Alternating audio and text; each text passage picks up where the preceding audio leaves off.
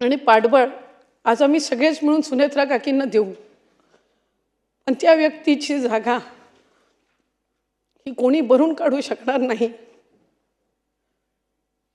ते दुःख, ते खंत एक कार्यकर्ता म्हणून आमच्या सगळ्यांच्या मनामध्ये राहील. खुल्या मनाने प्रशंसा करणारा, कधीही जातीपातीचं राजकारण न करणारा, एक महिला म्हणून किंवा पुरुष म्हणून भेदभाव न करणारा, आम्हाला सगळ्यांना तितकं स्थान देणारा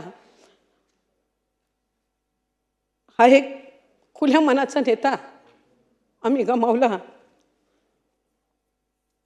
मी त्यांना श्रद्धांजली अर्पण करण्याची वेळ कधी आमच्या कोणावर येईल असं कधी वाटलं नव्हतं,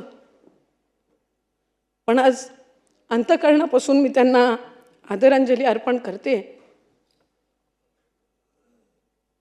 आणि त्यांच्या सहित ज्या इतर मान्यवरांना सुद्धा आज इथं श्रद्धांजली अर्पण करण्यासाठी आपण सर्वजण आहोत, मी त्यांना सुद्धा श्रद्धांजली अर्पण करते. आणि आपण मला त्यांच्या शोक प्रस्तावावर आज बोलण्याची संधी दिली त्याबद्दल आपले आभार मानते. आणि शेवट फक्त इतकंच बोलीन, एकच वादा, अजितदादा. धन्यवाद.